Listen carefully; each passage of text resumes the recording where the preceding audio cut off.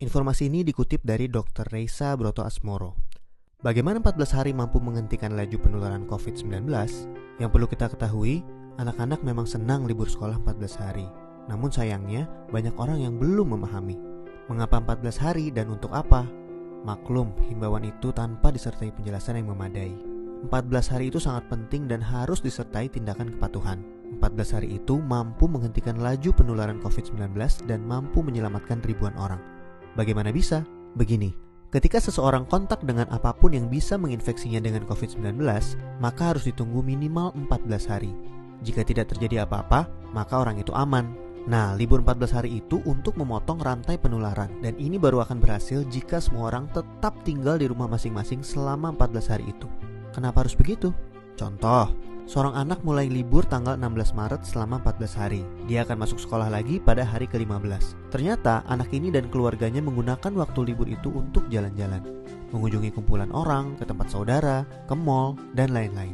Seandainya dia jalan-jalan di hari ke-10 dan tertular COVID-19 di tempat yang ia kunjungi, mungkin pada hari ke-14 atau 15 belum ada tanda-tanda dia sakit, tetapi dia sudah membawa COVID-19 di tubuhnya dan berpotensi menularkan. Andai dia masuk sekolah pada hari ke-15 dan seterusnya, maka 14 hari libur sekolahnya itu tidak ada gunanya. Penularan terjadi juga di sekolah, efek domino akan berlangsung dan rantai penularan tidak terputus. Untuk itu semua orang harus bekerja sama. Semua warga Indonesia harus membantu dan warga harus kompak, yaitu patuh untuk tidak kemana-mana dalam 14 hari itu kecuali untuk hal yang sangat perlu. Waktu 14 hari itu berguna untuk saling pantau. Jika ada orang yang menunjukkan gejala-gejala menderita serangan COVID-19, bisa segera ditangani dan hopefully penularannya hanya stop di dia, karena dia tidak kontak dengan orang lain dalam 14 hari itu.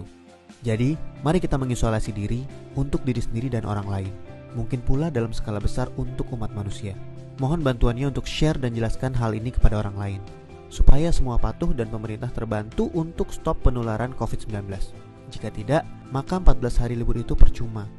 14 tahun pun tak bisa stop penularan. Semoga kondisi dunia segera pulih. Dr. Reisa Broto Asmoro.